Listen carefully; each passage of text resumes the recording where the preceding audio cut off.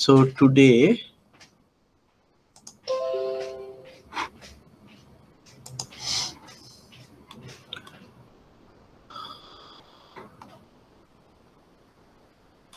we are discussing few models on equity market. Then we have RORAC calculation. Most probably we will be finishing the syllabus part little early. That means by today we should be able to finish everything, right?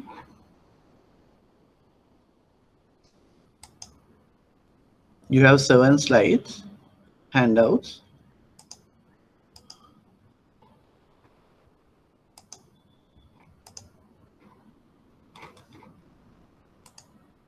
Is the board clear to you? Everything clear?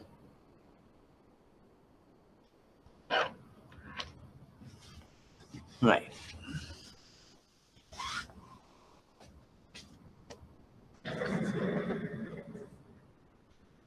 So today we will be mainly discussing the equity investments, right? Portfolio, then standard deviation or risk of portfolio.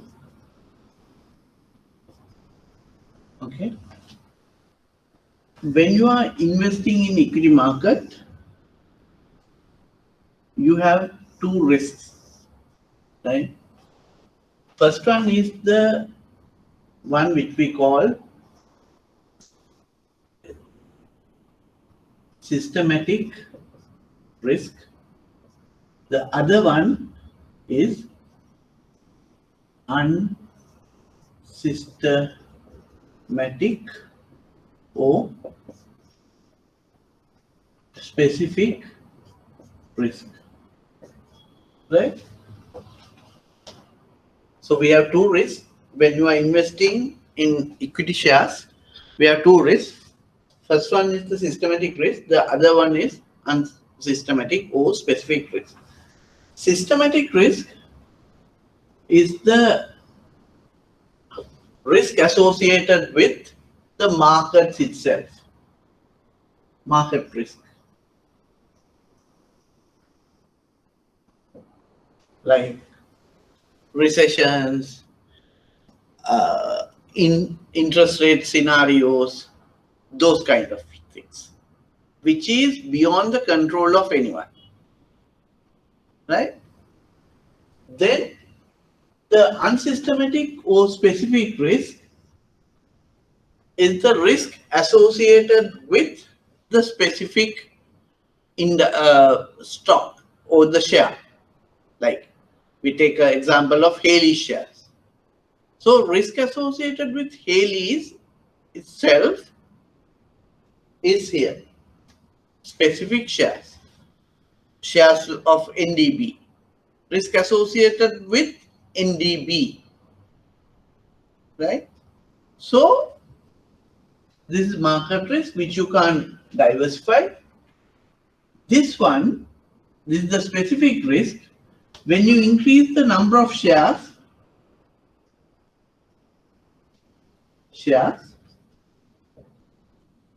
you diversify or fade away this risk than holding one share in your portfolio, right?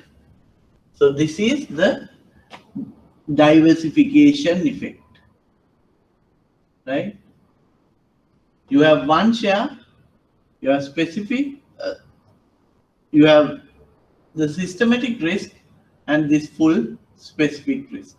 When you are increasing the number of shares, your specific risk comes down slightly. So we call it diversification.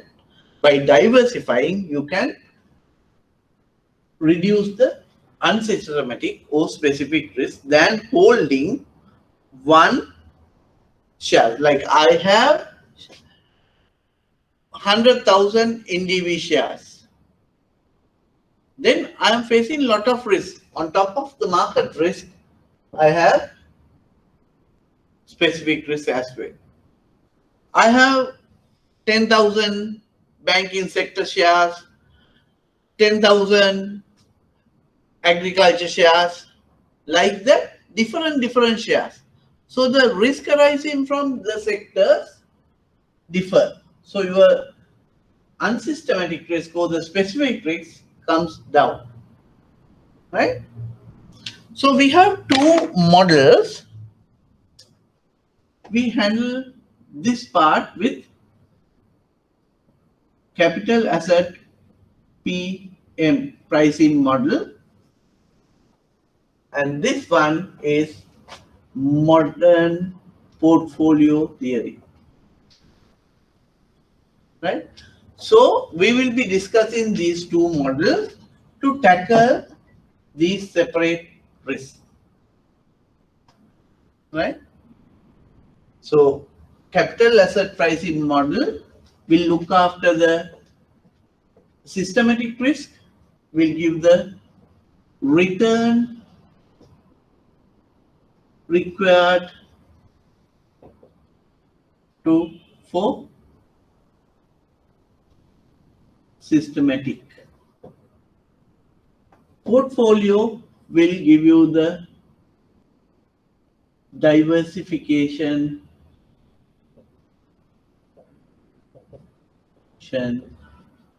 effect. Which combination of portfolio should be there? So everything again depends on risk, return, objective. Higher the risk, higher the return, lower the risk, lower the return. Right? So we will be discussing these two models, and each model tackles them separately. Let us see the handouts.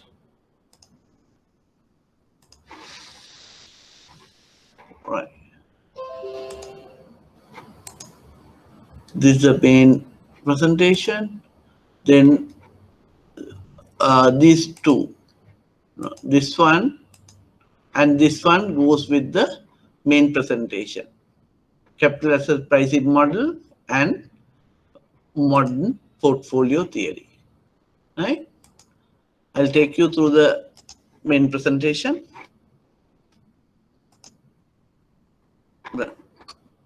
The capital asset pricing model helps investors to calculate investment risk and what return on investment they should expect. Right? So CAPM tries to give you the return on investment they should expect. Calculate the investment risk and what return they can expect. So these are the two risks I was discussing. Systematic risk, these are market risks that cannot be diversified away. Interest rate, recession, and was an example of this. Then unsystematic risk, also known as specific risk. This risk is specific to an individual stock and can be diversified away as the investor increases the number of stocks in his. So under MT, modern MPT, we will discuss this. Now we are discussing this. So this is the formula we use for CAPM, right? So capital asset pricing model, investor deserve a rate of return that compensate them for taking on risk. The capital asset pricing model helps investor to calculate investment risk and what return on investment they should expect. So the father of this is William Sharpe. On his book 1970 portfolio theory and capital markets, he introduced this model. Modern portfolio theory will take that. This is the formula we are using. Right. So this is the formula we have. The relationship between expected return and beta can be presented through the following equation. So this is the formula we use to calculate the return on any specific stock, right? RA, expected return. RF is risk-free return. Beta is the factor. This is called beta relating to the specific stock. Market return, RM is market return minus risk-free return, that is market premium, right? CAPM implies that the expected return on a security is linearly related to beta. This is a linear equation, right? No power, so it is linear. That means expected return is linearly related to beta, right? Beta measures the amount of systematic risk. Beta measures the amount of systematic risk. If we go to the handout, right? So normally we take 10-year government bond yield as risk-free rate, right? To this at the premium that equals investors' demand compared from extra risk they expect. So you have two options. When you have money, you can go and invest in risk-free rate, which is the government securities, right? In that scenario, though your return is low, you don't have a risk. Somehow government will pay. So that is the risk-free rate, right? If you want more return, you will have to go to the market. You go and invest in the market. Then there is a risk, right? In order for you to go and invest in the market, you need to have a premium over the risk-free rate. Otherwise, why should you go to market when you don't get a premium over the risk-free rate, right? The equity market premium consists of the expected return from the market as a whole less the risk-free rate of return. The equity risk premium is multiplied by coefficient, which is beta. This is the coefficient, right?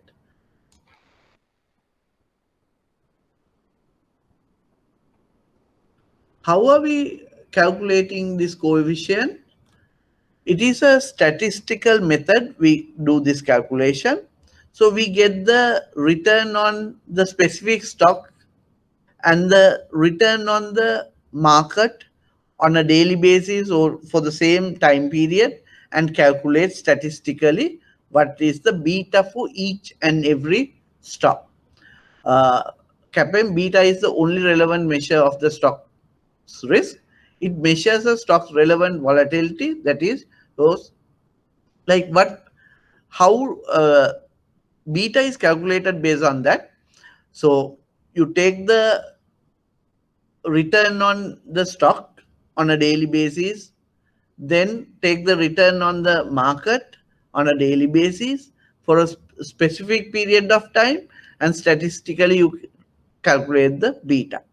What beta shows you is when the market fluctuates, how the stocks return fluctuate. When the market return fluctuate, how does this particular stock's return fluctuate? That means when the market jumps up or down, this stock's return jumps up or down, right? So this is that.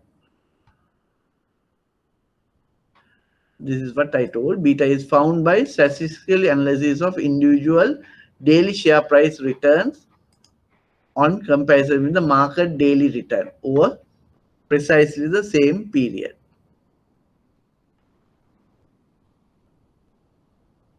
Okay. Right. Let me go back.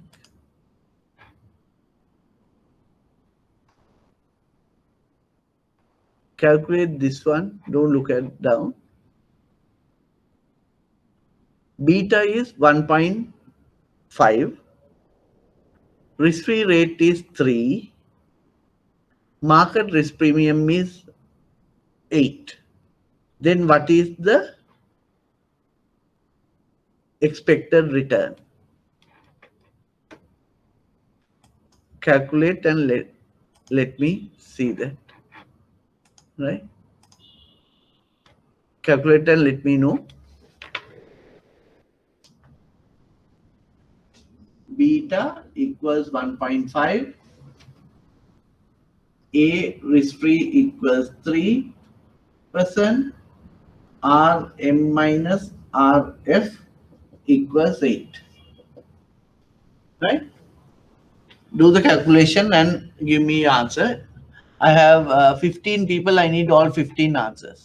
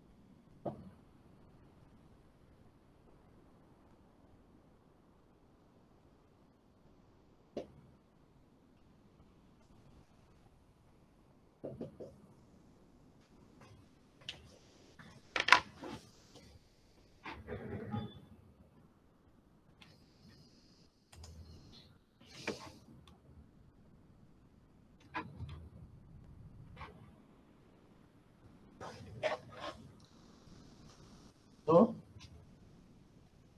RA expected return equals R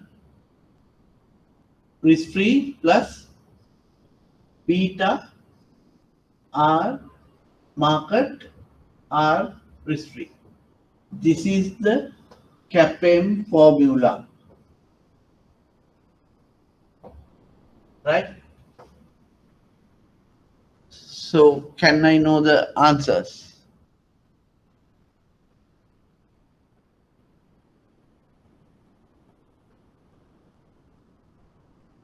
Rf was given, beta was given, Rm minus Rf was given. 3, 1.5, 8.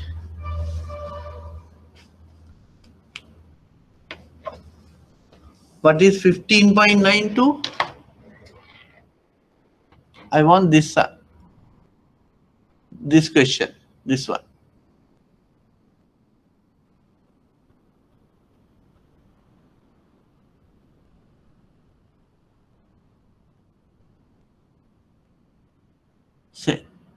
Scenario. 15 is correct. But about others?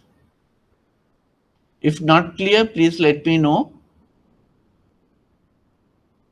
I will take you through again.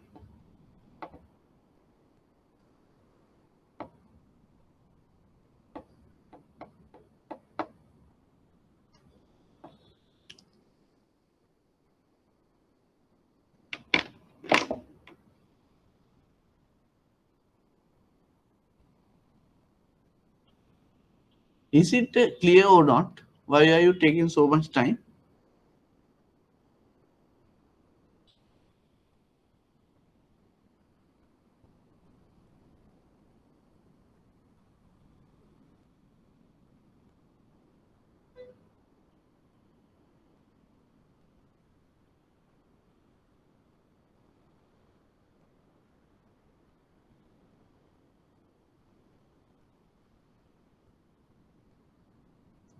Are you there or what?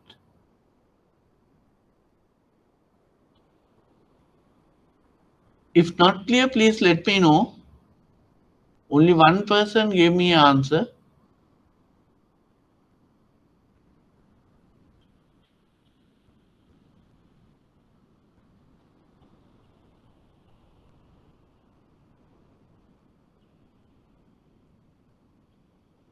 Okay, thank you. Answer correct. If you are not clear, please let me know, right? Because I can't see your faces and anything. So I don't know whether you understand or not.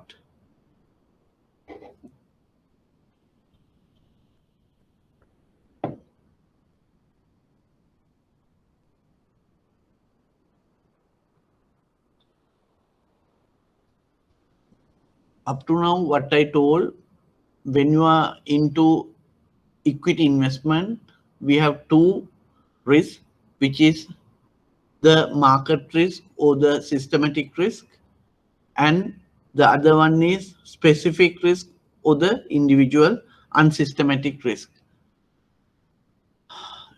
Don't do both the calculation. I just want the first calculation, right? Two of you, Nuan and Senari, you did the second calculation as well. I just want the first one for everyone to do, right? Thank you, you too, but everyone needs to work on this because most of the time you get a question from this part, right?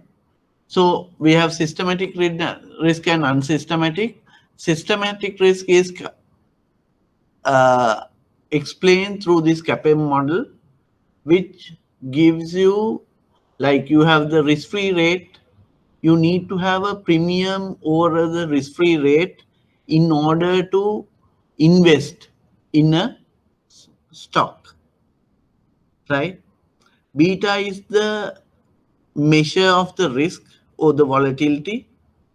It shows how much the particular stock jump up or down based on how the market jumps up or down. So this is calculated based on the stock's daily return and market's daily return. So this coefficient is calculated using this. Beta is the factor which shows how each and every stock has a beta value. It shows the volatility of that stock, right? I don't know why you are not giving me answers. Two possible things: you are not understanding what I'm telling you, or you are not there.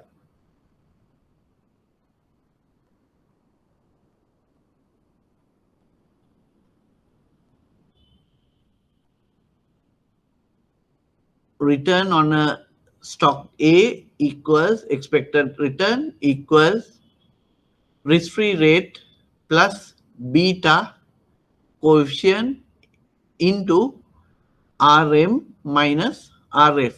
RM is the market return of the entire market, right? So that is the equity premium.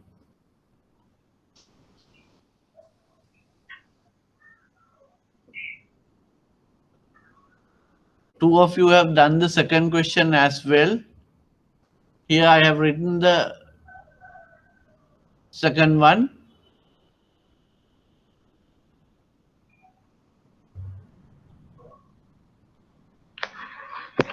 Yes, sir, thank you. Right, beta is 1.5. RF is, sorry, not this one, this one. Beta is 1.3. RF is 5. RM is 13.4.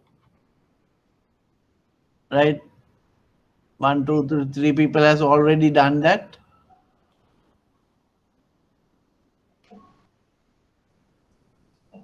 Actually, I asked you to do only the first one. Now you're doing the second one and give me the answers for both together.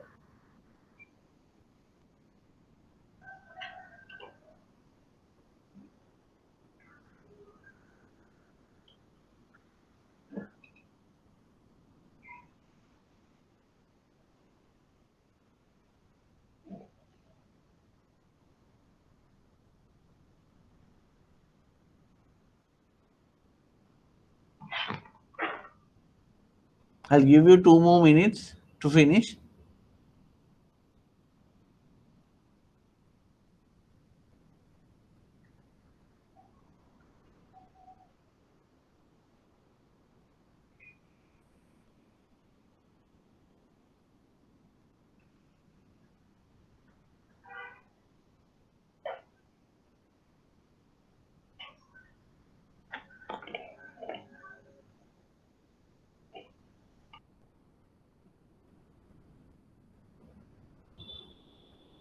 Kumari, have you calculated the second question?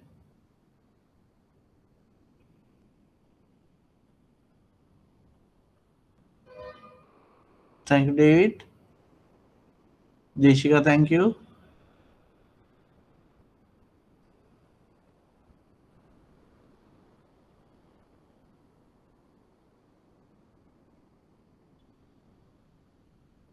Kumari, did you calculate the second one? Aishan, thank you.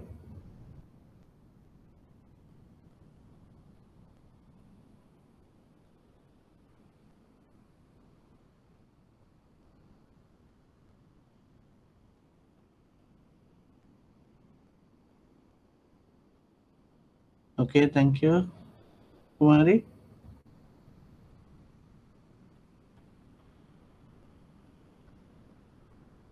I have full class, 17 people are there today.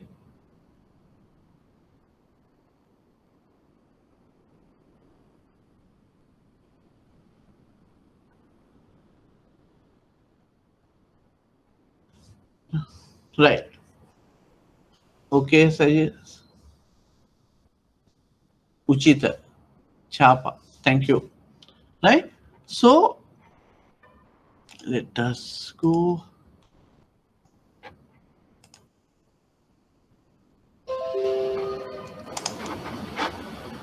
Right? So this is the second one. Then we go to this. Right, this one. Right? Means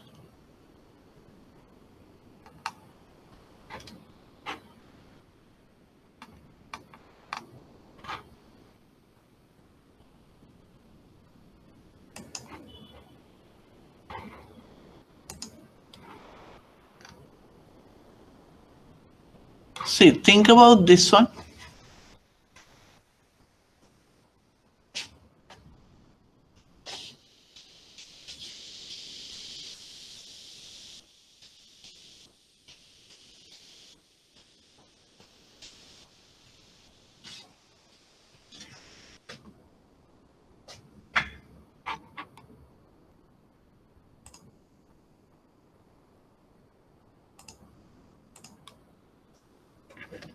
How is the,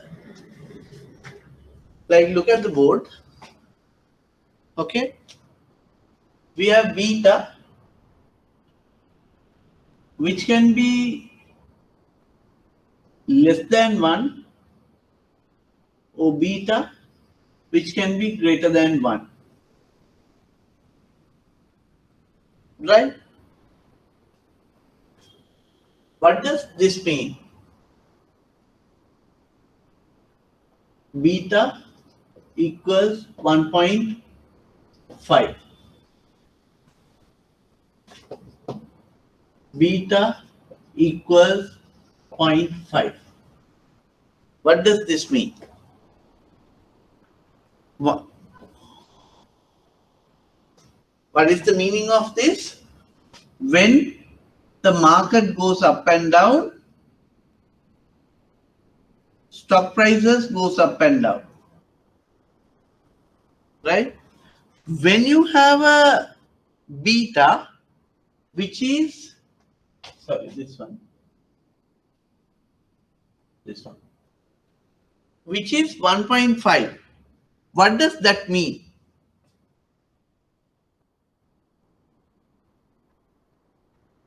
That means when the market jumps one time, 1 percentage point, company stock jumps up by 1.5 percentage points.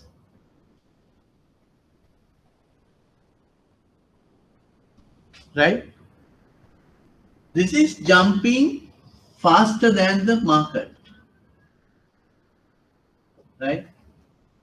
When market is jumping 1%, on the other scenario, beta is jumping, the company is jumping at a lower price. 1%, 0.5%. Market goes up 1%, 50% of that the company goes up. You are a fund manager. You want to invest in stocks now, right? During what period are you investing in this kind of stocks? Is it a growing market or a dropping market? Beta is more than 1.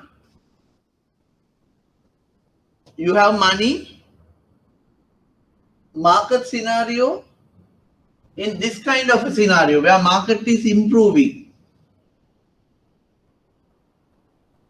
you will invest in this shares or this shares. This is, we say A, this is B. In an improving market, which share are you going to invest, A or B?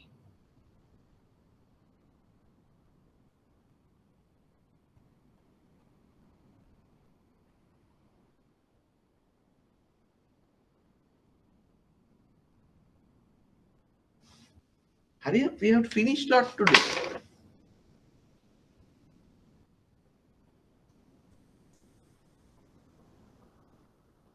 Answer I got is B. Right? When the market jumps up or down by 1 percentage point, company jumps only 50% of that.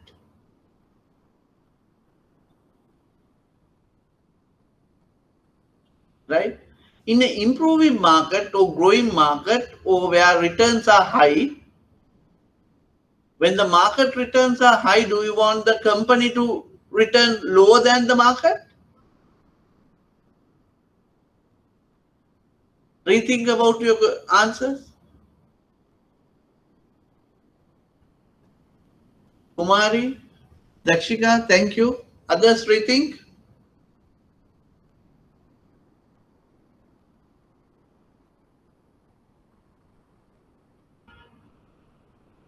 Beta can be greater than 1 or lower than 1, smaller than 1.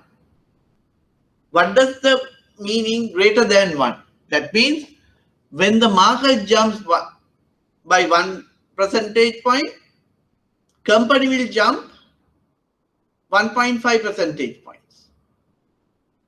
In an improving market, what we want is our company to perform better than the market.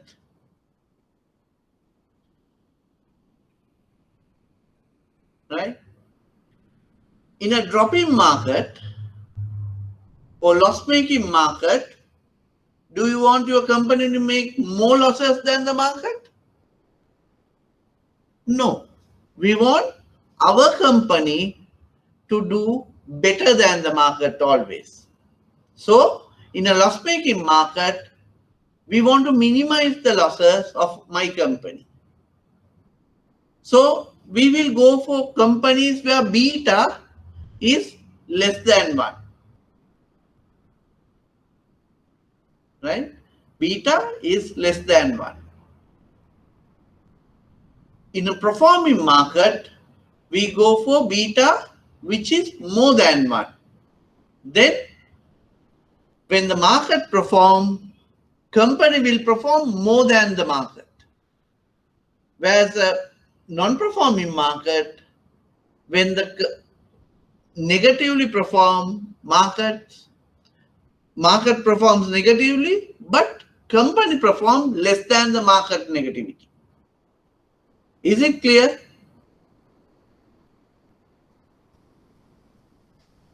Senari,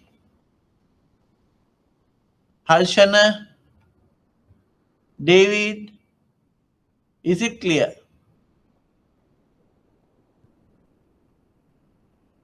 Senari, thank you. David, Harshana.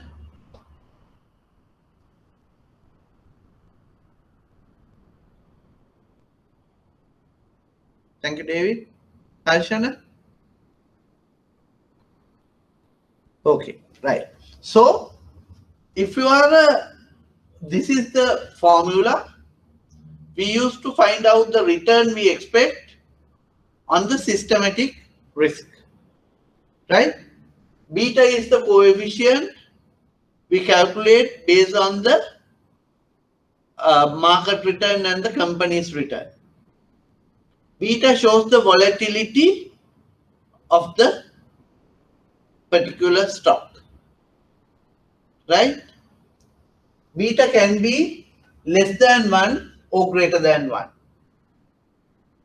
Less than 1 means when the market performs 1%, beta performs less than 1%. When market performs 1%, beta performs more than 1%. On an improving market, we want our company to be better than the market. Decreasing market, we want our company to be slower than the market. So, loss-making markets, we go with this, and profit-making markets, we go with this, right?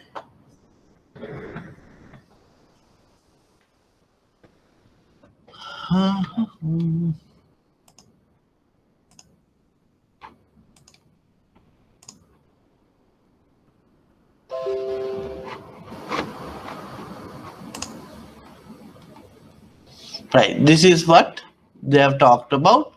This important investors, especially fund managers, because they may be unwilling to be or prevent from holding cash if they feel that the market is likely to fall.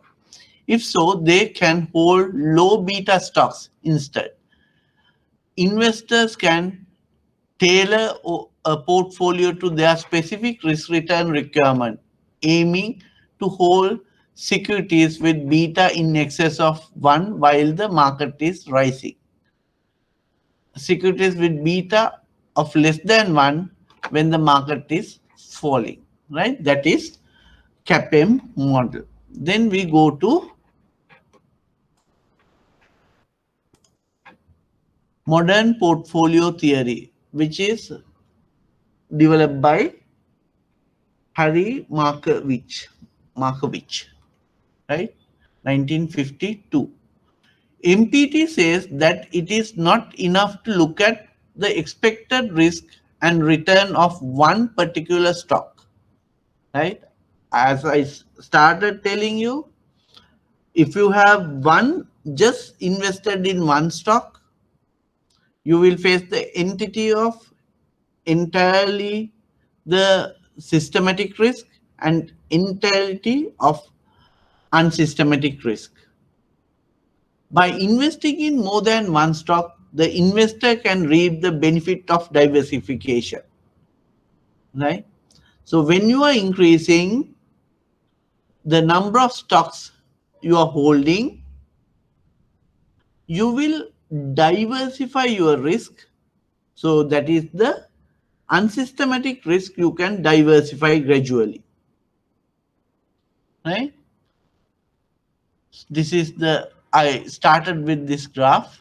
So when you are increasing the number of stocks shares towards this side, your unsystematic risk start from the highest number, gradually reduces towards the market risk, right?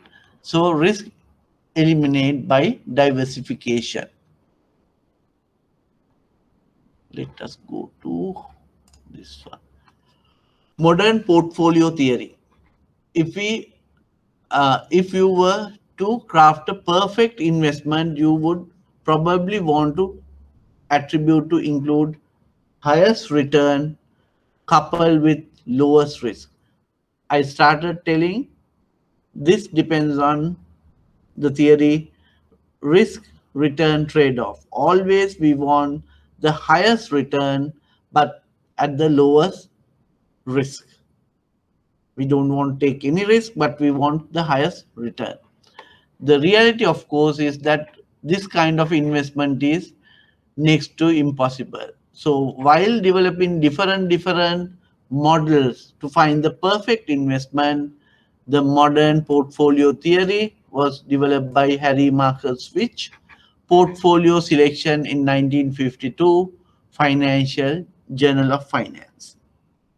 Right? MPT says that it is not enough to look at the expected risk and return of one particular stock. By investing in more than one stock, an investor can reap the benefit of diversification. This is what I told you.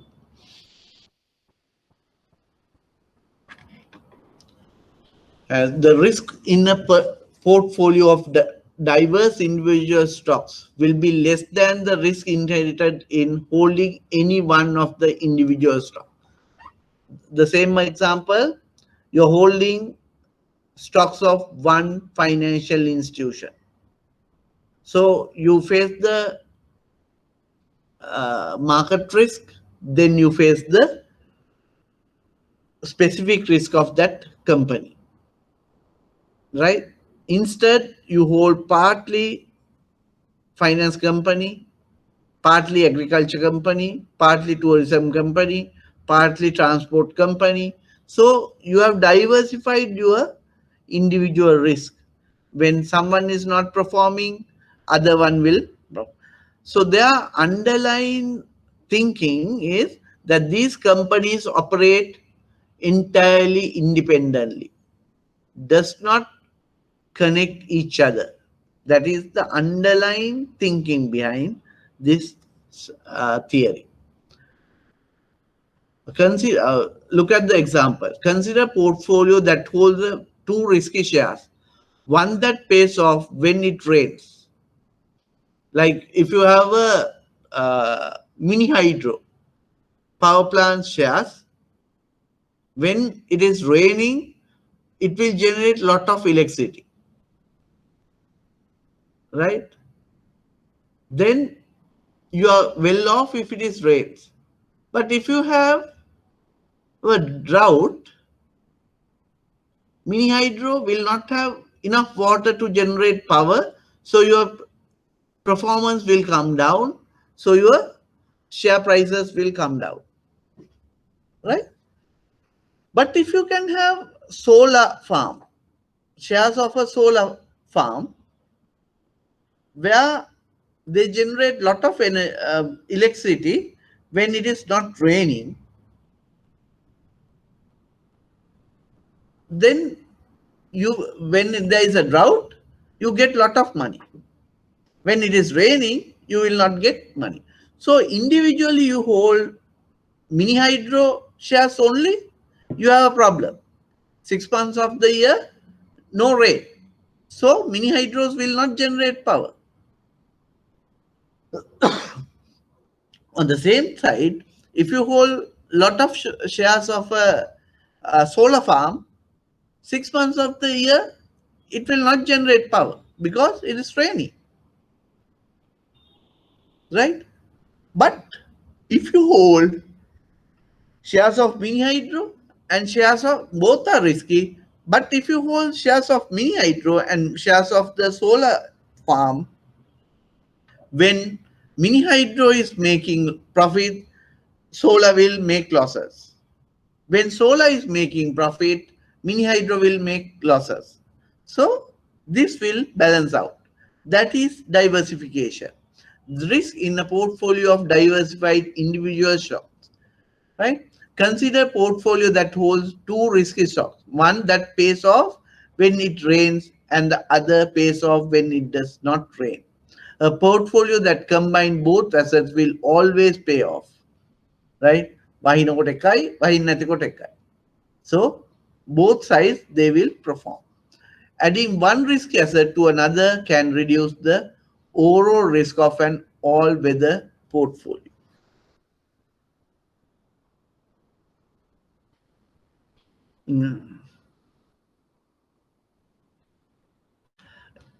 Markowitz shows that investment is not just about picking stocks, but about choosing the right combination of stocks among which to distribute one's nest of eggs. That means your money. So you need to have a portfolio of stocks. The same thing, right? Then we talk about the efficient frontier, right? Now that we understand the benefit of diversification, the question of how to identify the best level of diversification arises. Think, for every level of return, there is one portfolio that offers the lowest possible risk. And for every level of risk, there is a portfolio that offers highest return. This combination can be plotted on a graph, and the resulting line is the efficient frontier.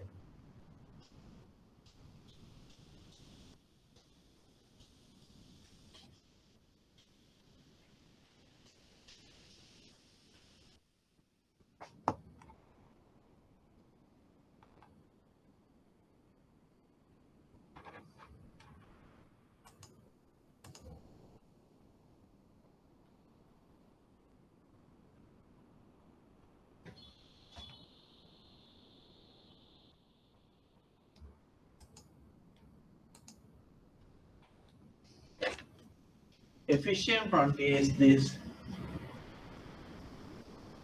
standard deviation of risk of portfolio. This is stock return. It's like this. You have one low risk, Coca-Cola and Google. Right? Say this is a low return asset. This is a high return asset. Right? So most profitable combination of this. Right? What is the most profitable? Each level of risk will have a return. So the portfolio is this. Based on the level of risk you are ready to take on, you will have a return level and a specific portfolio level. Right?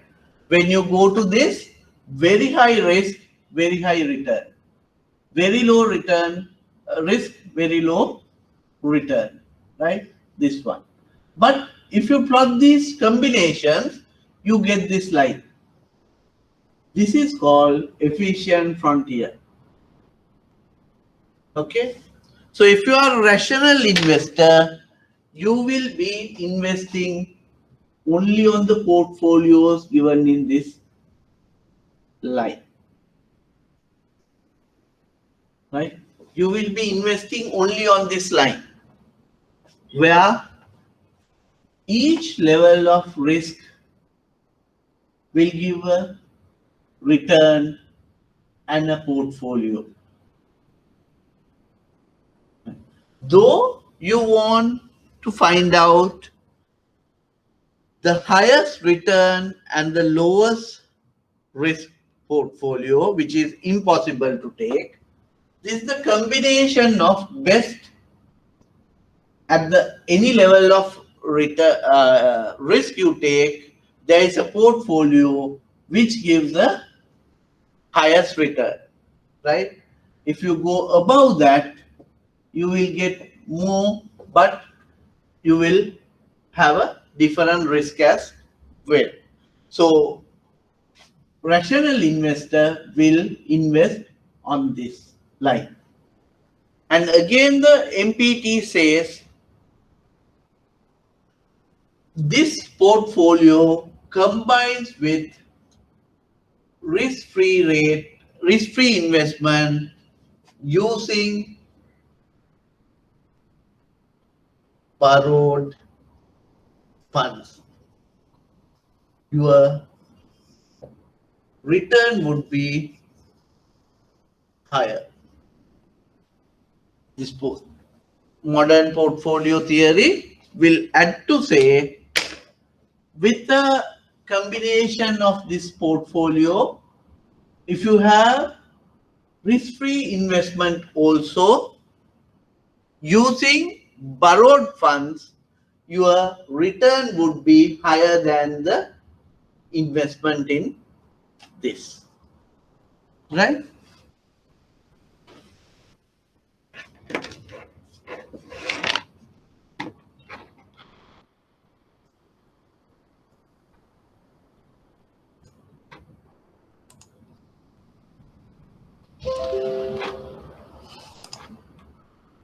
So for every level of return, there is one portfolio that offers the lowest possible risk.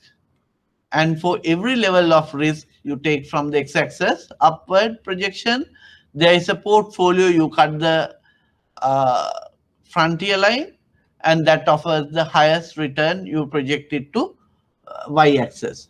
This combination can be plotted on a graph, and the resulting line is the efficient frontier. So this is the graph we did. Right? Any portfolio that lies on the upper part of the curve is efficient. It gives the maximum expected return for a given level of risk. A rational investor will only ever hold portfolio that lies somewhere on the efficient frontier. This is what I told you. The maximum level of risk that the investor will take on determines the position of the portfolio. Based on the risk, portfolio will be decided. Modern portfolios will take this idea even further. It suggests that combining a stock portfolio that sits on the efficient frontier with a risk-free asset, the purchase of which is funded by borrowing, can actually increase the return beyond the efficient frontier. In other words, if you were to borrow to acquire risk-free stocks, then the remaining stock portfolio could have a higher, riskier portfolio. What MPT means to you? Modern portfolio theory demonstrates that portfolio diversification can reduce the risk, investment risk.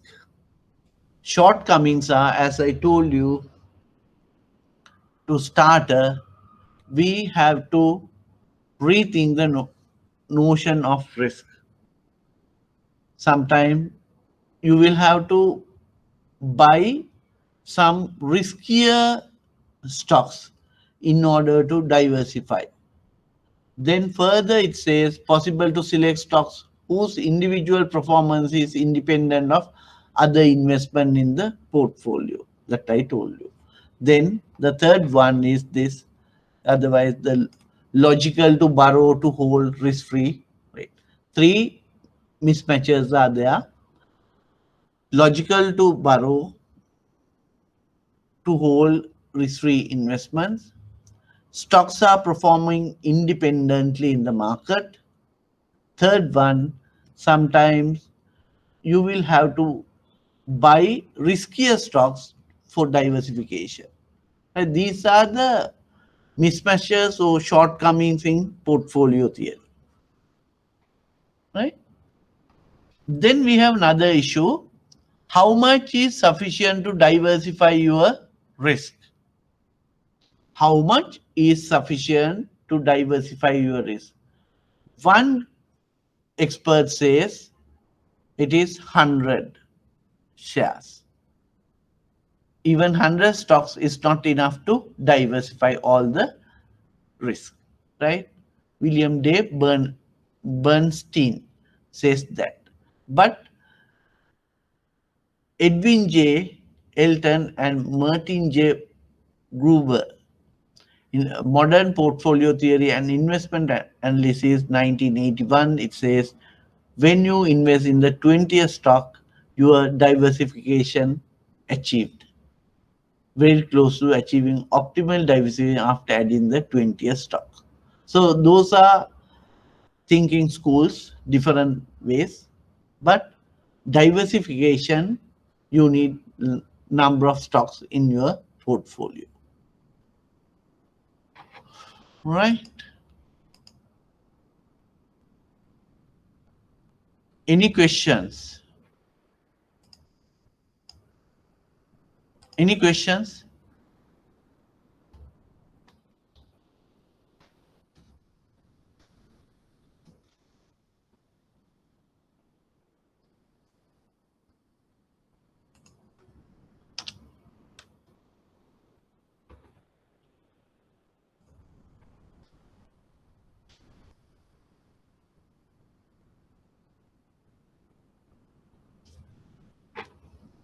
Why? There are three shortcomings. First one, for a newcomer, your notation on risk has to change. In order to diversify, you may have to buy riskier stocks, which we perceive as riskier. You have to buy that. Second one, we say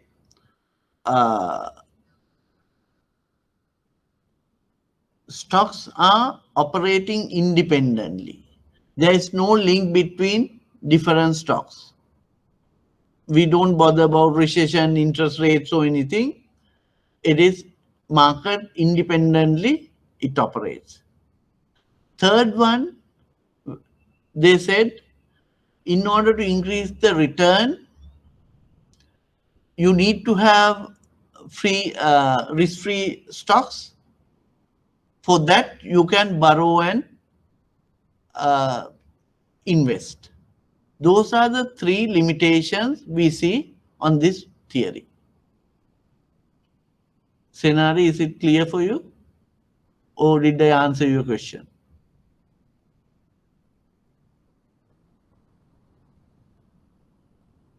Okay, thank you. Any other question?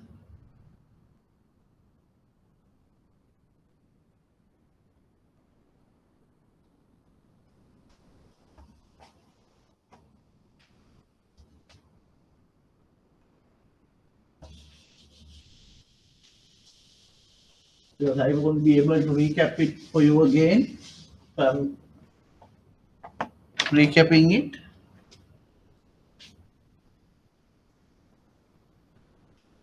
This is the portfolio. This is standard deviation or risk of portfolio. This part is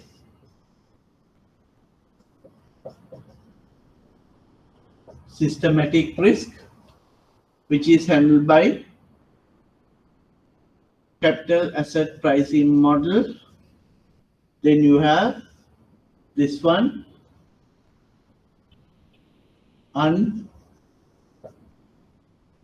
unsystematic or specific risk, which can be diversified by investing on larger number of stocks.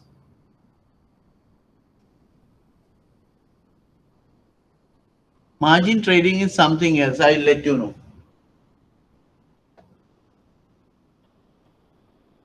It is nothing to do with this. Right? So these are the specific risks. So we tackle this part with modern portfolio theory. Right? Harry Markowitz and William Sharpe. So under CPM, we have a formula R expected, R risk-free plus beta R market, return market are free. This is market risk premium. That means why should I invest in market when I can just invest in the risk free? If I want to invest on a market share, you need to have a premium return more than the risk free, right? So this is the formula we use. Beta is the volatility of the stock. That means how much the stock jumps up and down relative to market up and down. Beta can be less than 1 or greater than 1. When market is good and booming, we use this one. That means market jumps 1, beta jumps more than 1. When market is dropping, we use this. When market drops by 1, we should drop by 0.5 or 0.25, like that, right? So every stock has a beta that is calculated by daily return of the stock and daily market return, right? So this is CAPM model. Then MPT, what we say is there is a portfolio, each level of stocks, there is a portfolio which gives the highest return. Risk, this side, stock, return this side. This is called efficient frontier. Each level of risk, there is a portfolio which gives the highest return, right? So rational investor invest only on this line. If you want to increase the return, you should have risk-free investment, which can be done using borrowed funds, right? So this is the theory, and limitations are, in order to mitigate a risk, we will have to buy more riskier assets, right? Second one is borrowing to have risk-free assets. Third one, yeah, first one is risk. Second one is that you have a third line as well.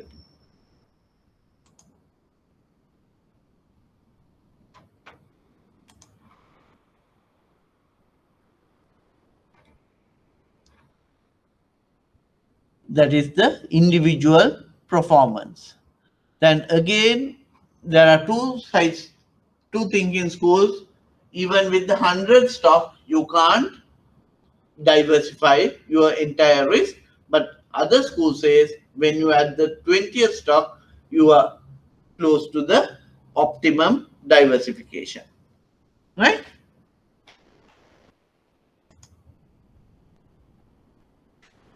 Margin trading is not depend. It is only allowing you to borrow and take shares, right? It is nothing to do with these two risks. There you have your shares. Based on that value, you are allowed to take shares, right? This is risk and return. Okay, no one. When I have shares of worth 10 million, I can lodge them, and maybe they will allow me to borrow, trade shares for 50 million, like that. It is a risk call, right? Any other questions?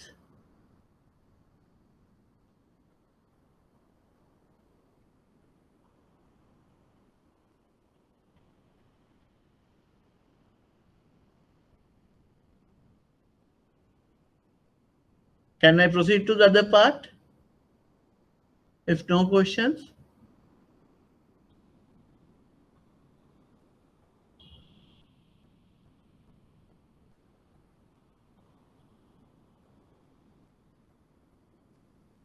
Can I proceed?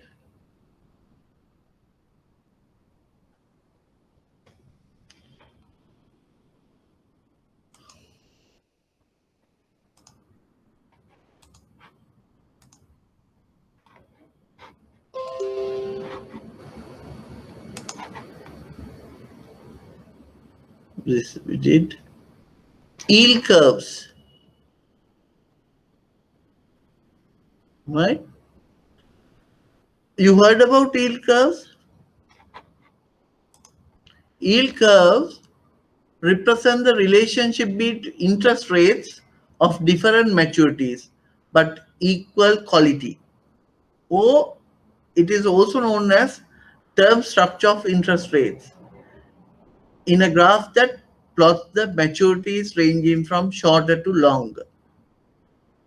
The slope of the yield curve is a good indicator of the expected economic growth, forecast of the economic growth, right? Yield curves are relationship between interest rates or the yields and the maturities. It also called as term structure of interest rates. There are three types of yield curves.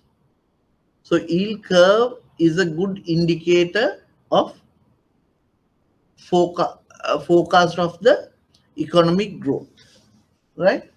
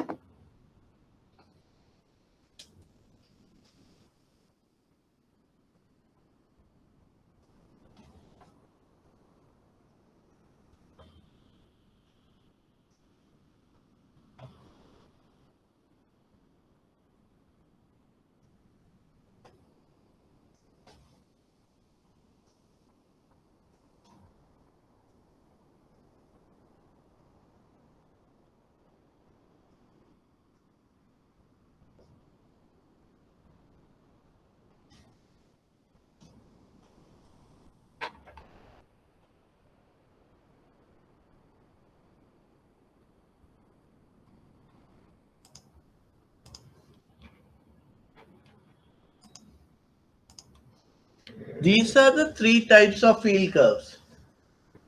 Normal or positive, flat curve, and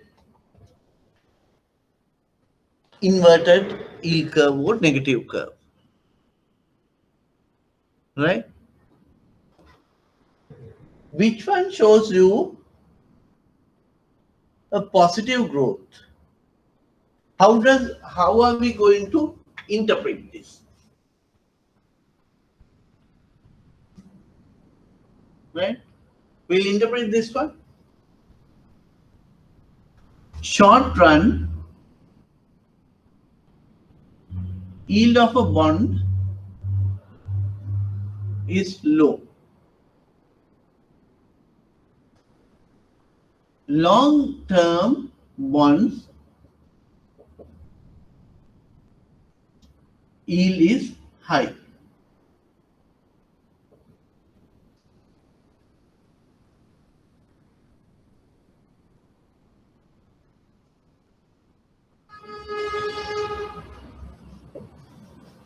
Yield equals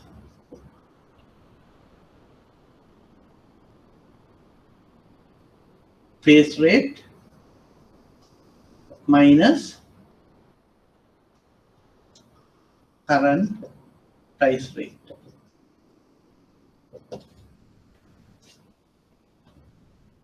Right? Short term, 1 month, 2 months, 3 months, 1 year, 2 year, 3 year. Right? Now, What does this mean? In short term, 1 year bond, 1 month bond, 2 months bond, 3 months bond. Yield is low. We say this is a 10% rate one.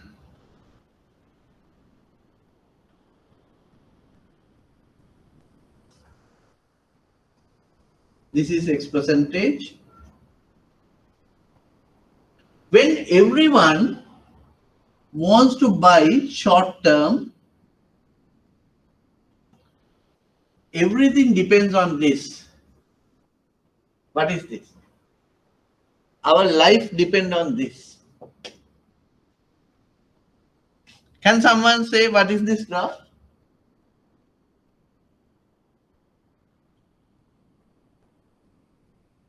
Why are you right? Thank you, Dakshika.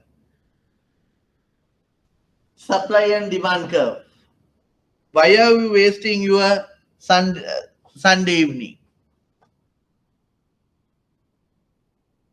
Because of this. Why am I here? Because of this. Supply and demand. You want knowledge. There is a market, demand for knowledge. So you are here. I am supplying, you are demanding. Right? So here, everyone rush to invest in short term. Then demand is high. Supply will be the same or low. Then what will happen? If you want to sell, you have to give higher rate. So the yield comes down. Yield can make the face rate and the asking rate. Right? When everyone crowd into buy short-term bonds, your price has to be higher. So your yield comes down. In this case, very few demand. Supply is very big. So you are not giving good price. So your yield is high. There is enough bonds to buy. So you don't need to give rates. See what happening. Fixed deposits. When you have a lot of money, banks won't offer special rates. When you offer special rate, you eat up your margin. Is this indicate what?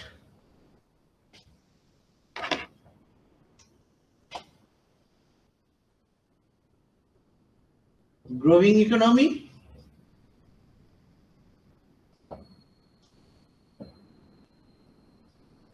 Slow economy?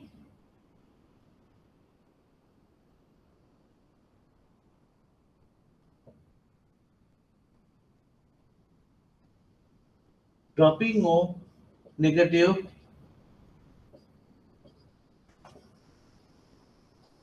economy outlook? Which one? 1, 2, 3. Which one indicates this curve? I got one, thank you. One, Dakshika. Kumari, thank you. Don't go by the crowd.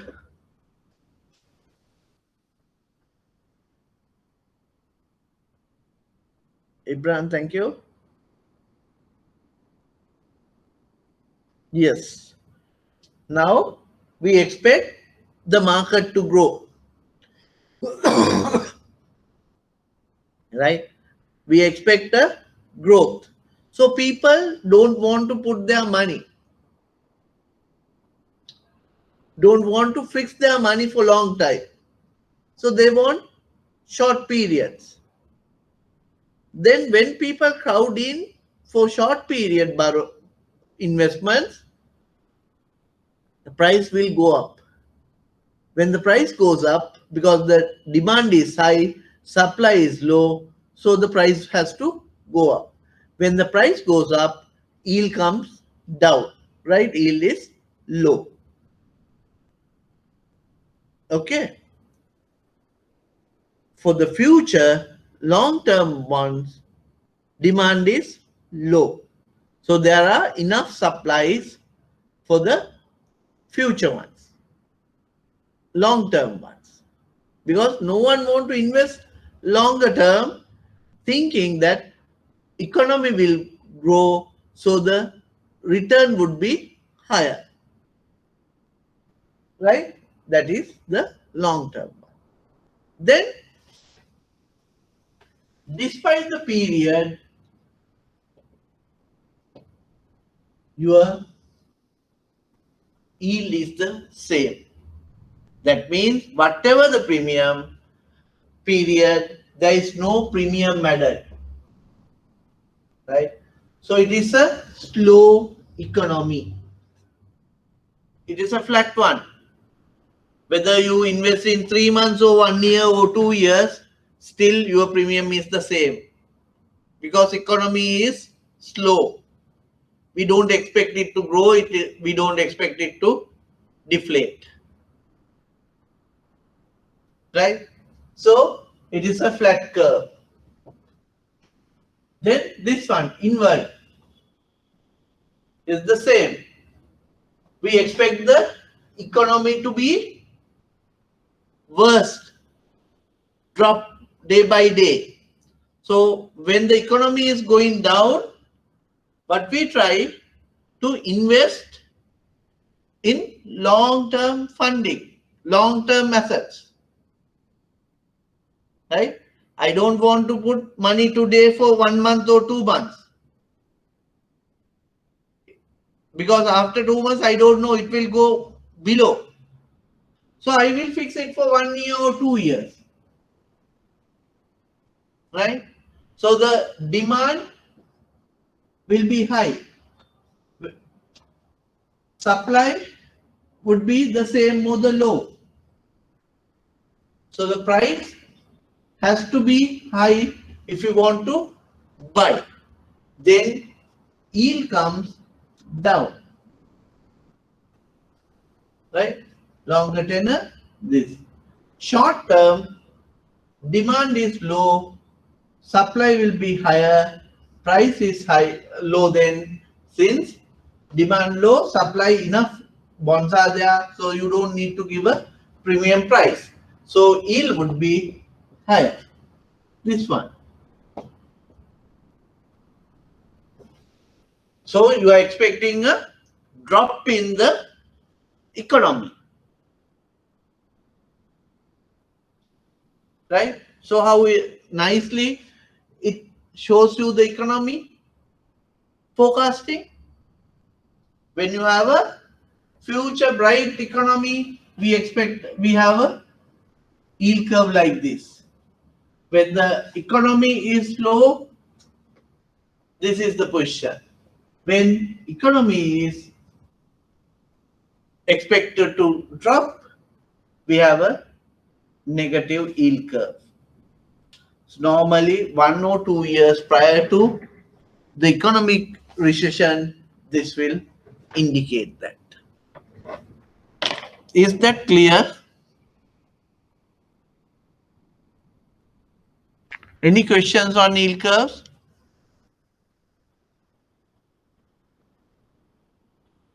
We have 3 types: positive, flat, and negative.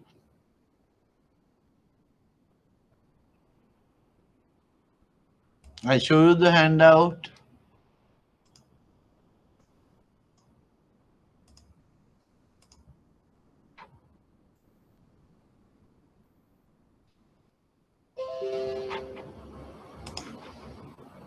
Right, normal positive yield curve.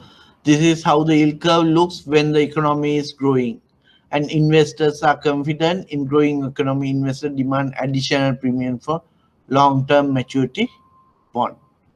Flat yield curve. A flat curve indicates that investors are not being compensated for the additional risk of long-term bond slow growth. This shows the yield curve looks when the economy looks very bleak and investors are finding safe ways to protect their tough economy times ahead. Right? Investor want to yield curve. This functional cost analysis we don't have in this subject now. This is an old one, so I have taken out this functional economy. You will not get anything. So you can actually, I forgot to take out these things. So you can take out that. We'll have a break now. 3 o'clock, 3:30. We will be back again. Then we will do the structure, ROC, those things. Right? Then Cook ratio. This is the minimum capital adequacy ratio. Capital, risk-weighted assets, core capital, supplementary capital minus deductions. What are the deductions? Deductions are goodwill, then unconsolidated investment in banking and finance sector, and share investment in share capital of banks. Right? Those are deduction. Goodwill, unconsolidated investments in banking subsidiaries, investments in banks. Right? These are the capital: tier 1 capital, tier 2 capital, tier 3 capital, and investment in unconsolidated banking and finance subsidiary companies, and investment in capital of the other banks and financial institutions. This is the loss I was talking about. Expected loss, unexpected loss, and exceptional loss, stress loss, or the exceptional loss. We don't bother about this. This is tackled through the provisioning. This is tackled through capital. Right? Expected loss is not a risk, accommodated through budget provisioning. Unexpected loss managed through capital allocation. Then we have 3 types of capital allocations. Right? Economic capital, or EC, or risk capital, an estimate of the level of capital that a firm required to operate its business. That's the estimate of capital required to operate the business. Regulatory capital, the capital that the bank is required to hold as per the regulator. Bank capital, the actual physical capital held. 3 things: the capital required to do the business, then regulators requirement, regulatory capital, bank capital is the actual capital. This risk-weighted asset.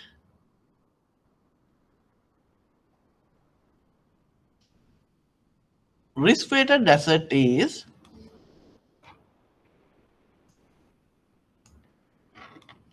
right.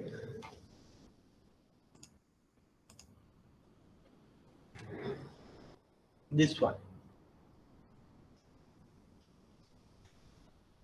Right?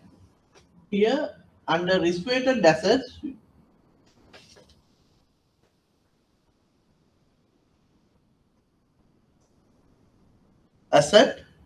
you have 2 things: on balance sheet, off balance sheet.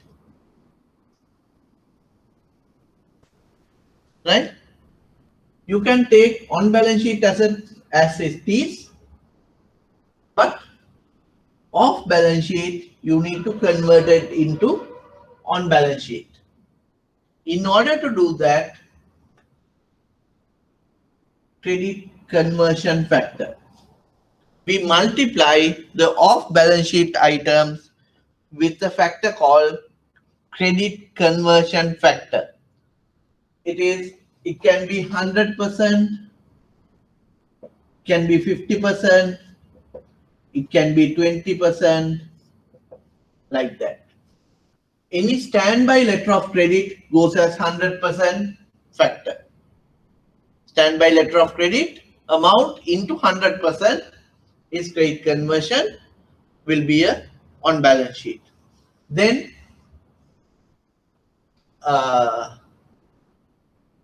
if I can remember correctly, any bank guarantees goes as 50%. Self-liquidating trade LCs goes as 20%. Or this two. Right?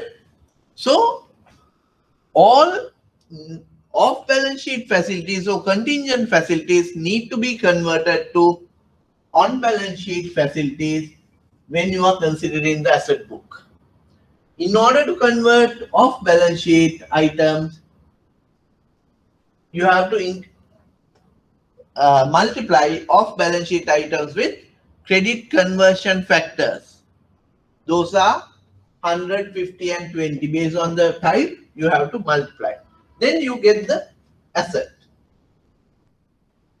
Right? Risk weights are as per the Basel requirement. As per the Basel requirement, Basel 1 gave some 4 risk types. Basel 2 gave different mechanisms to calculate the risk weights. Right? Using those risk weights, you find out the risk weighted asset. Right? So minimum capital adequacy, which is 12.5 now, capital into divided by risk weighted asset should be 12.5 now. Right? Based on that, you can calculate the capital requirement of the bank. Right?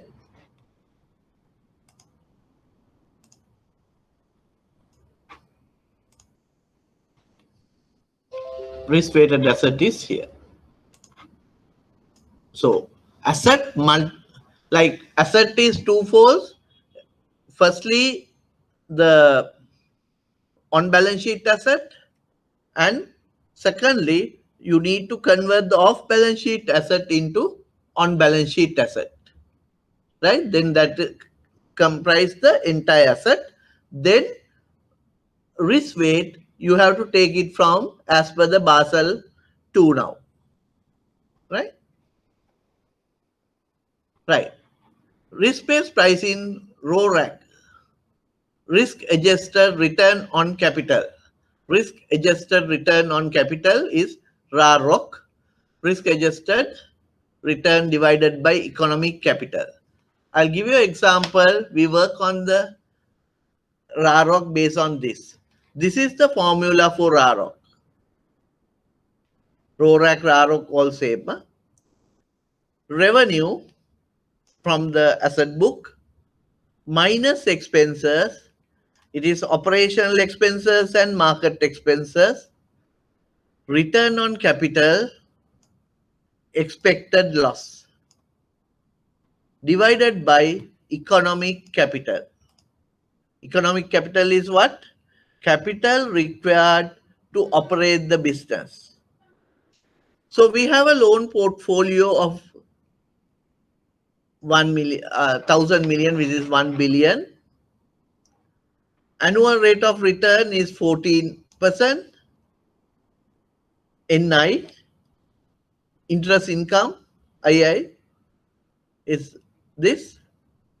Therefore, loan revenue is 140 million.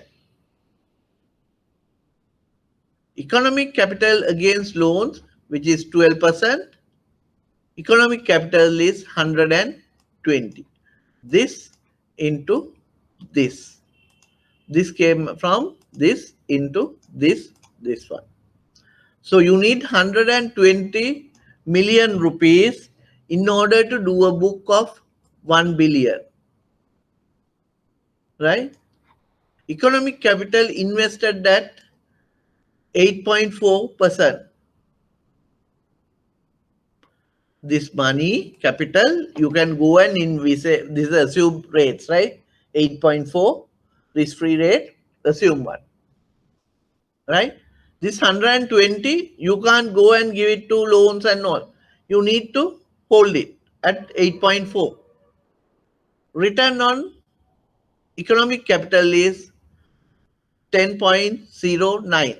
120 into 8.5, which is 10.09. Let's check. 120 into 8.4% equals 10.9. Right? So this is the P&L. Then on the balance sheet side, you have deposits 1 billion, interest on deposit 10%. So your interest expense is 100 million. Expected loss is 1%. So 1 into 1%, 10 million. Operational cost is 20 million. Right?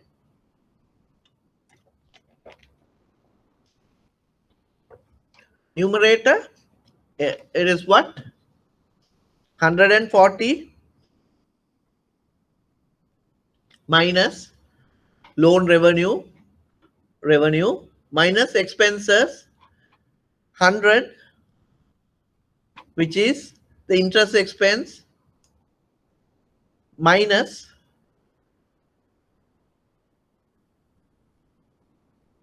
20, which is operational cost, plus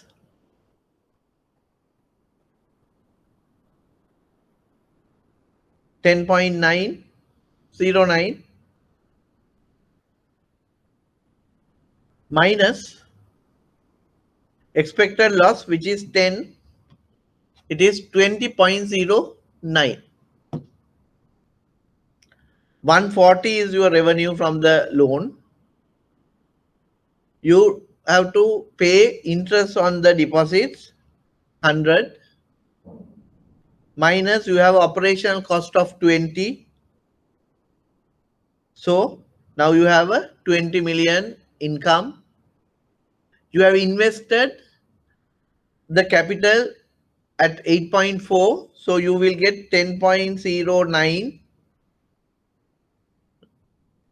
but you have to reduce expected loss of 10, that is the provision, so it is 20.09.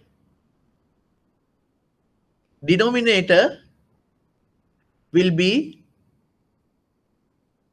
the economic capital, 20.09 divided by 120, which is the economic capital. Then it comes to 16.74. This one. This divided by this. So it is this. Right? Implied balance sheet would be you have a loan, you have investment. So your asset book is 1,120,000,000. You have deposits of 1 billion, capital of 120. So it is balanced. So this is RAR calculation.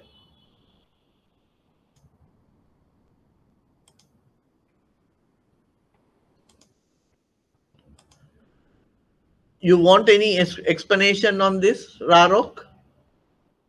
Capital, expected loss, minimum capital adequacy?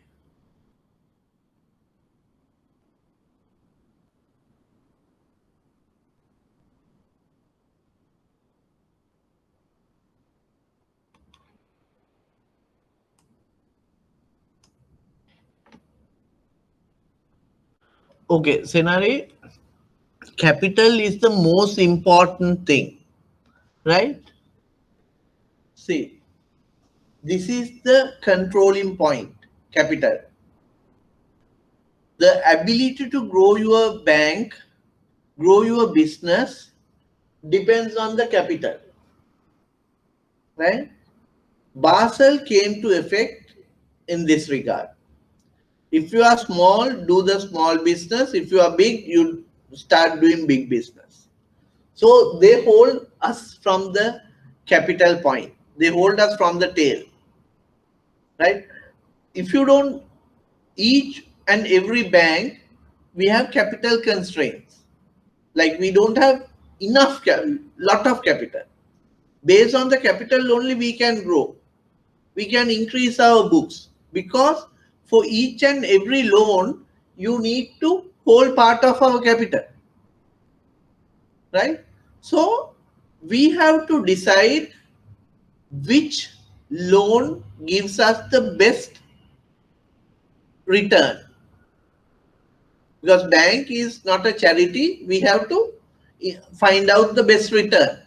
It is not only the interest spread. Some loans need much higher capital allocation. Some loan, like SME loans, capital allocation is lower than corporate loans. Housing loan, capital allocation is lower than all other loans. Like that, we have different capital allocations, right? So for each loan, you should work out the RORAC, and see what is the return on the allocated capital. So based on that, we can decide whether to invest in this loan A type or loan B type. That is the practical use of RORAC. So we work the RORAC for a customer. We will work on that and we will see whether it is worth to invest in this customer. If I don't have enough revenue to give a return to my capital, we may ask the customer to leave. We may get rid of the customer. Right? Is it clear, Senari? Did I answer your question?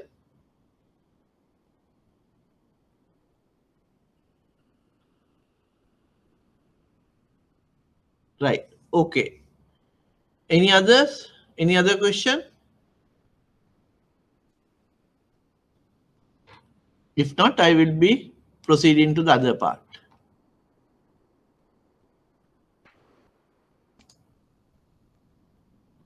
We finish this. Curves we finish. Now we have. I had another one.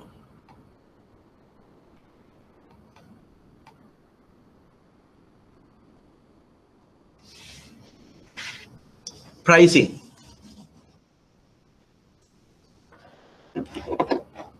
Just give me 1 minute, right? Pricing strategies. We don't offer the same price to every customer, right? So different customers, how they approach, where they live, geography, then what kind of products they want, all those things depend. Based on the risk, we change the pricing. So pricing depends on several things. Something like product characteristics, customer characteristics, channel. Based on that, pricing changes. Product characteristics like term, the period. Short-term loans comes at a lower price, whereas a long-term loan will be at a higher price, right? See, CASA or short-term FDs are low, but 1 year deposit, 2 year deposits are at higher pricing. Loans also the same. At the moment, POD rates are lower. However, 5-year term loan rates are higher. Where were we?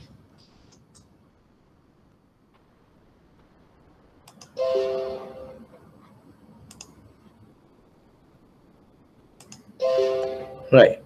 So, product differentiation, right? Short term, long term, based on that, we have this. Size. Smaller loans goes at a higher price than a larger loan. Why? This economies of scale. The time and effort for a shorter loan, smaller loan, will be different to time and effort for a larger loan. You can spend the that time which you use for shorter, smaller loan for to get a larger loan, right? So if you have a margin of 3% for a larger loan, you will have a 6% margin from a shorter term, short, smaller facility, right? Micro. And again, when the facility is small, perceived risk is high. So your margin has to be higher. Then security, loan to value ratio. If you have enough security, you can go reduce the margin. But if the security is low, you have to have a compensate. Higher the risk, higher the return. That is the theory behind it.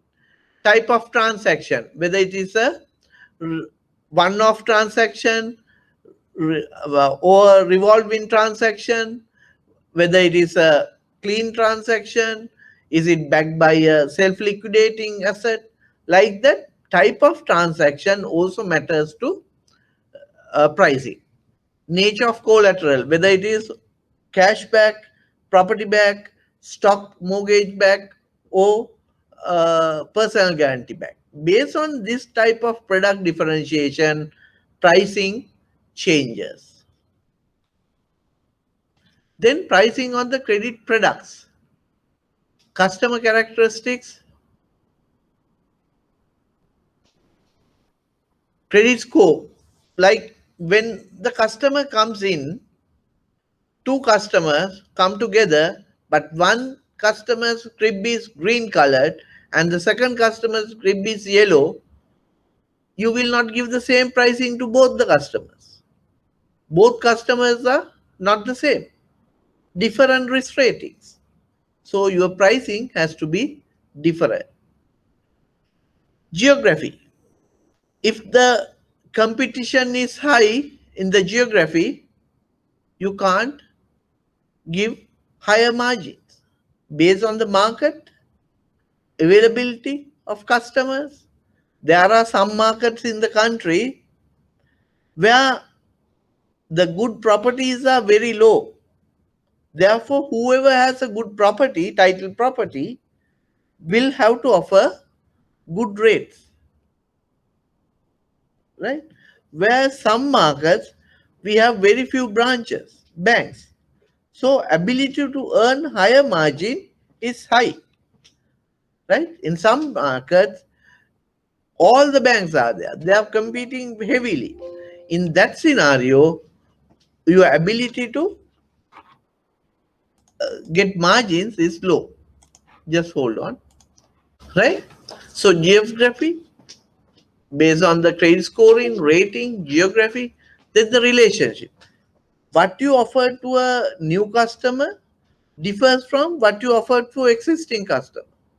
If the customer has paid 2, 3 facilities, you will not charge the same pricing. You will come low because you know the customer, you have a history like that. Then the channel.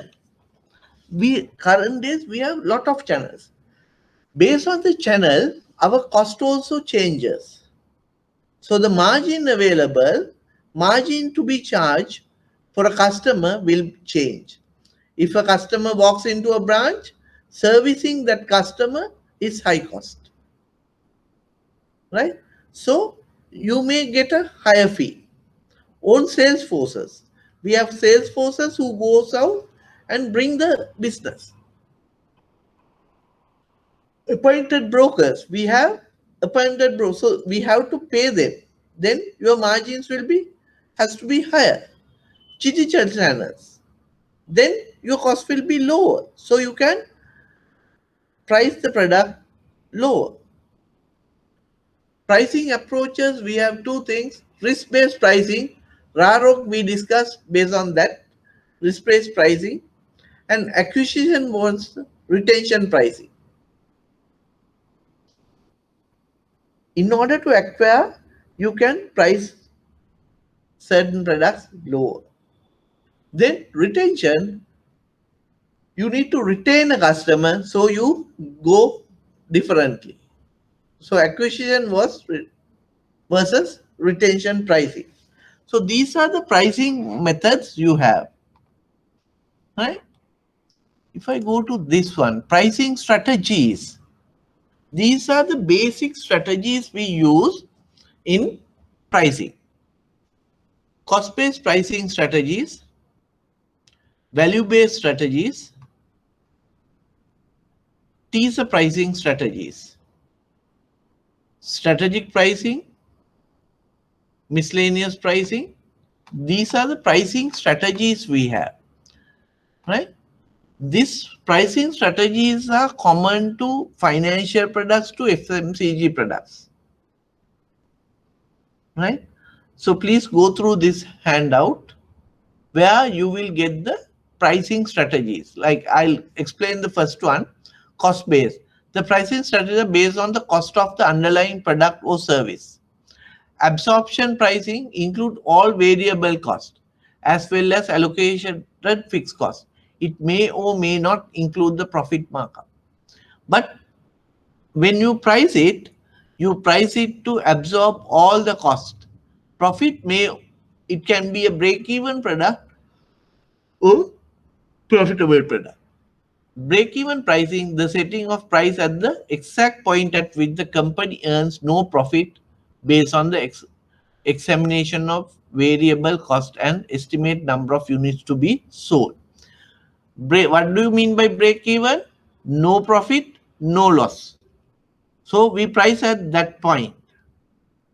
Cost plus pricing include all variable costs and allocation of fixed costs and the predetermined markup charges. You have your total cost recovered plus the markup. Break even, you price it at break even point. Absorption, you absorb the cost. You may have a profit or may not have a profit, but you absorb everything. Break even, no profit, no loss confirmed. Then cost plus pricing, you have the cost and you have a predetermined profits.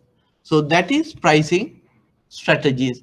Similarly, value pricing strategy, dynamic pricing, premium pricing, price scheming. Price scheming is the practice of initially setting high price to reap usually high profits when product is initially introduced. You have a very good product. You introduce it to the market at a premium. But when others follow, you will have to reduce the price. So that is called price skimming. That means initial period, you get the profit, right? When others follow, you don't have option.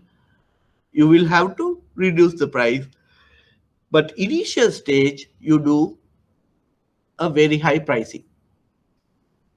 Then teaser pricing, freemium pricing, high-low pricing, loss leader pricing.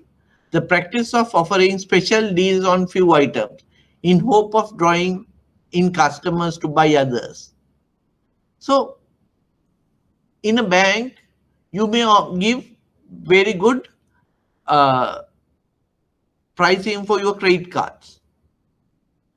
By giving that, you expect the customers to come in and we capture them from other businesses.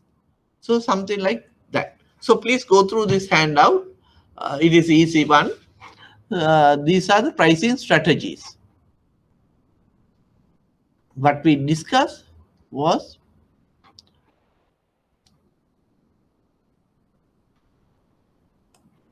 pricing the credit products, product differentiation, then customer channel and pricing approach. Then we go to the last point, the credit organization.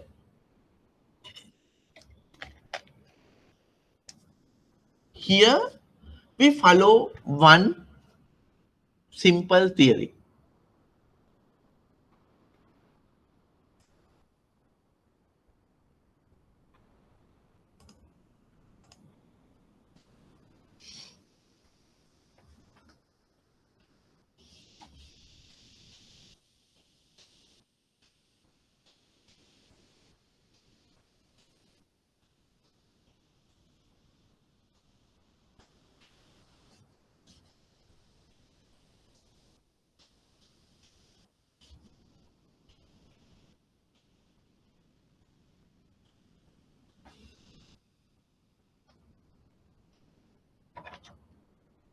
no single transaction should be completed by people who are reporting to a single head.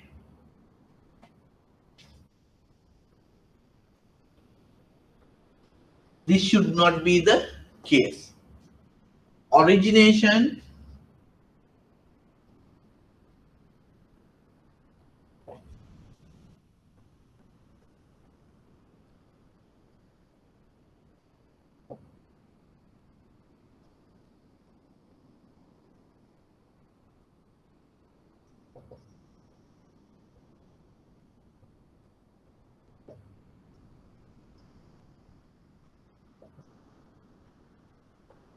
right? We bring a deal, originate, evaluate, but approval by someone else and disperse. So everyone should not report to single head. It should be 1, 2,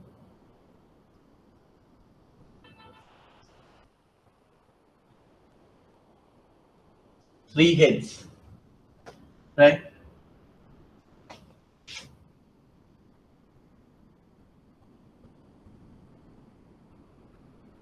This should be discontinued, right?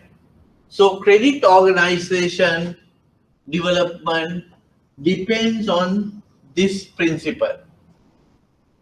No single transaction should be completed by people who are reporting to a single head. Depending on the size of the bank, right? Depending on the size of the bank, some people may do several functions. Some people may go out, find customers, come and do the evaluation, send for approval, disbursement, someone will do, recoveries with the assistance of people, they will do. In some organization, origination is separate, evaluation is separate, approval is separate, disbursement separate, recovery separate. Right? You can remember the diagram I showed you. Origination to recoveries, approval, disbursement, credit administration, CAU.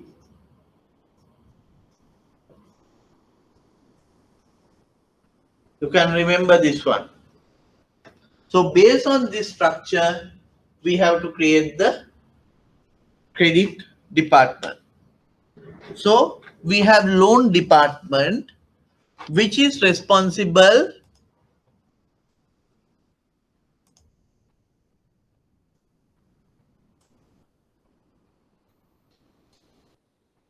loan division. They perform the basic function of generating loan business and support customers. That is the front end. Our job is to bring the loans, good loans. This is what I told. The officer of a small bank may perform all of the detailed work associated with making a loan. In a large bank, individual officers specialize in consulting, negotiating with customers, right? So loan division, this is the front end. We go on hunting. We go originate businesses. Then comes to the credit department. They are responsible to evaluate the credit worthiness, train new credit officers, loan review. All those things are at the credit department. One department, loan department, originate the customer, but credit department do the evaluation and approval. Then comes the CAU, credit administration function, where they prepare the offer letters. I showed you the number of lists. So all functions are separate. So you have a loan department, you have a credit department, you have a CAU. Within that, you can have a CPU, Central Processing Unit, and Central Administration Unit, right? Covenant monitoring, insurances, recoveries. Then you have risk also inside that. All those things comes under credit administration, right? This is a sample of the credit administration. Then I'll go to this one, right? Look at this. Function of performed by credit department. You have centralized and decentralized. These are list of functions you can perform, right? Establish and generate a credit policy. That is a central business. Nothing to do with regional or account manager level. But whereas portfolio planning and control, you need to happen as central and regional units. Look at this. Manage problem exposures. So centrally you need to manage, regionally you need to manage at the branch or the account officer level. Right? Similar things. Lies with treasury, economic and other central departments, that is central thing. Credit documentation and administration, that has to be decentralized level. Right? So these are the functions of different parts. Credit organization, there are a number of factors to consider when determine which type of credit department is best for the bank.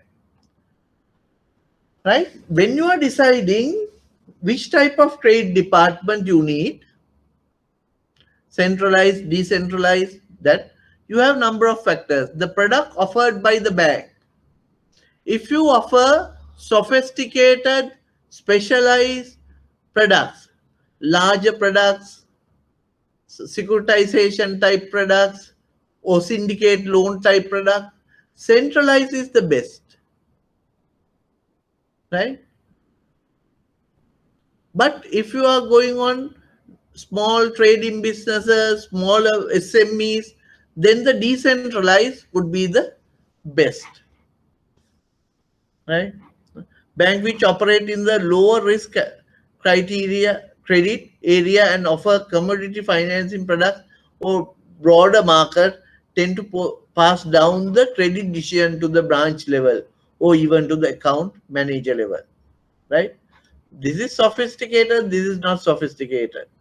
Profile of the bank credit portfolio has an important bearing on the credit department. Bank with a smaller number of high material credit will prefer centralized credit, while loan portfolio with a larger number of small credit can be decentralized. Size of the bank and the geographical dispersion, right? Smaller bank with smaller number of branches, we prefer centralized because we have limited resources. Larger bank with a larger number of branches, look at Bank of Ceylon. Can they operate centrally? No. They have to decentralize because larger number of branches, larger geographical dispersion. Then the credit culture and the tradition of the bank affect the way its credit function is regulated. In recent, has been trend to provide operation units with right to make more credit decisions. We give some low-level credit decision to operational level in order to get the customers faster. Some advantages of centralized and decentralized. Look at these things. Centralized credit department. Economies of scale. It is centrally happening.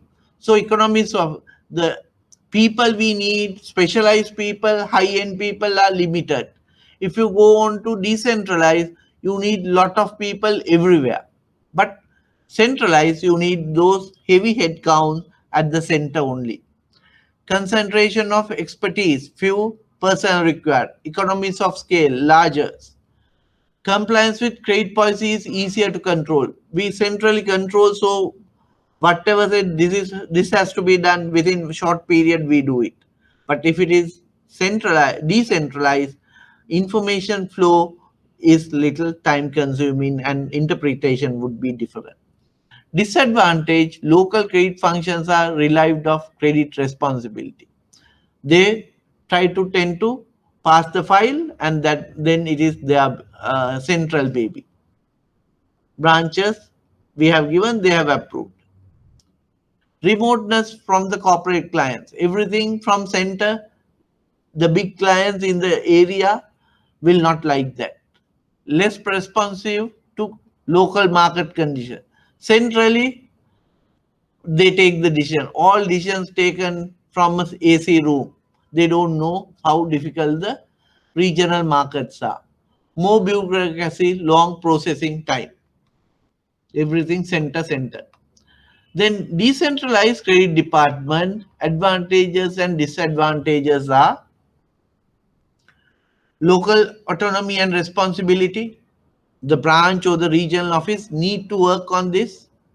Entrepreneurial initiative, we know the business, we know the people, so we want to do it fast and good. Reduce processing time, otherwise it's sent to head office, it is in a queue, but here is my own facility, I do it fast and deliver. Close to the customer and the local market, we know the customer, we know the feeling of the customer, we know the market, we know the network of the customer, so it is easy. Less report into the head office, as everything has to be reported there. Less bureaucracy because customer comes and sits in front of you, so you can't get away saying that file is at head office. Disadvantages: sophisticated controlling and response system required because it is depositors' money. So each and every point has to be monitored properly. More credit person required. It is very difficult to find credit people these days. So if you are going for decentralization, you need several people. Less consistency. How I see credit and how you see credit is different. So same consistency won't be there. Greater risk of insufficient controls.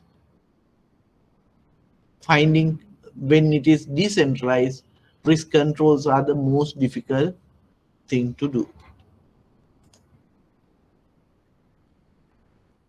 Documentation, filing process, we have to do filing, all documents has to be there.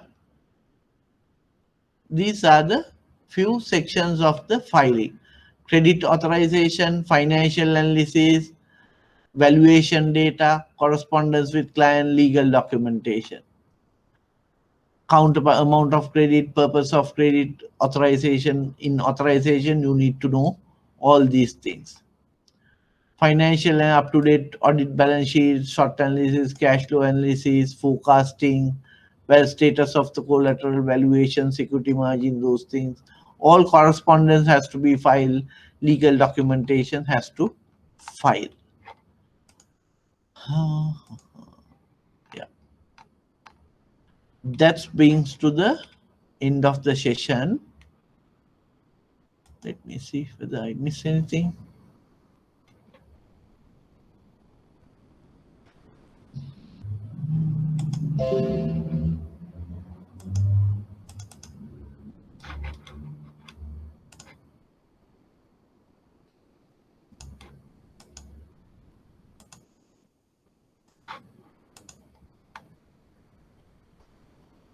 Right. That's the end to my session. Do you have any question from today's everything?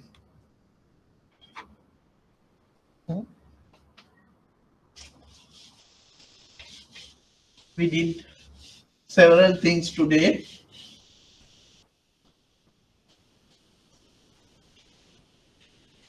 I'll recapture everything.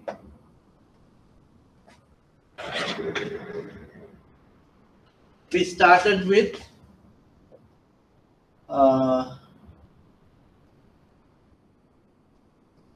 systematic risk and unmatic risk. Capital asset pricing model, which is equal to RA equals RF plus beta RM minus RF, right? Beta, this one. Then we went on to say modern portfolio theory, which is the frontier. We had three deficiencies. Is risk, borrowing,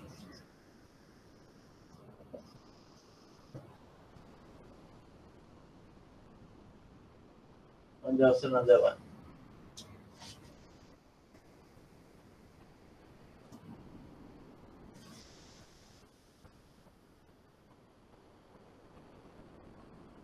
Independence. Right? We discussed those things. Then secondly, we discuss three yield curves, positive, flat, and these yield curves, growth economy, slow economy, deflating economy. We discussed those things. Then we went on to discuss capital, right?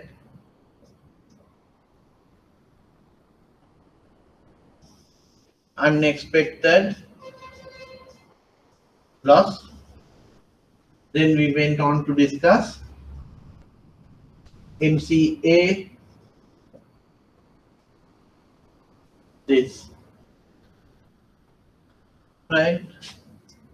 Fourth one we discussed raw rock.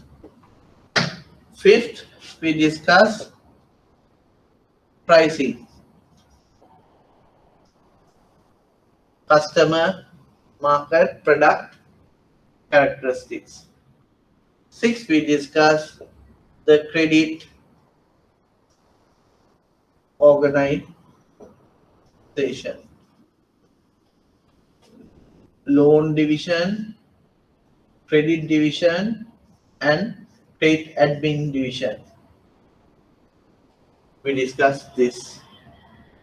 Then we discussed the pros and cons of centralization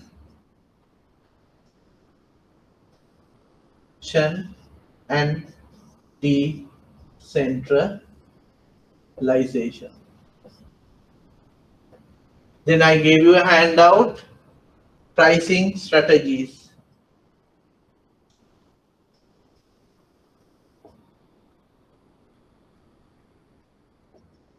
You need to read through this, right?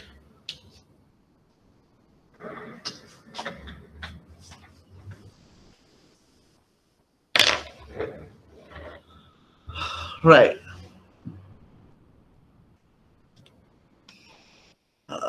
How do we evaluate the RAROC figure obtained on the earlier sum? We did only one. Their RAROC came as 16, right? So depending on the requirement of the bank, I can tell you this is the, like, I'll give you example. Some banks, we have a minimum RAROC requirement. If any facility which has less than 14% RAROC, we won't do. Need special approval. If it is above 18, that's a benchmark given from the management, right? So here also it is 16. We just calculated it. How to use depend.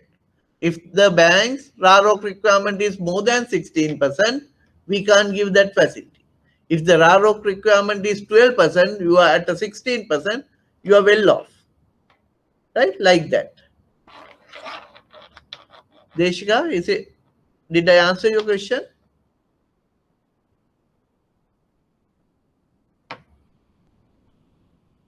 Okay.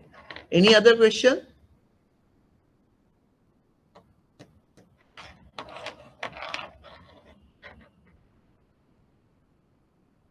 Anyone else?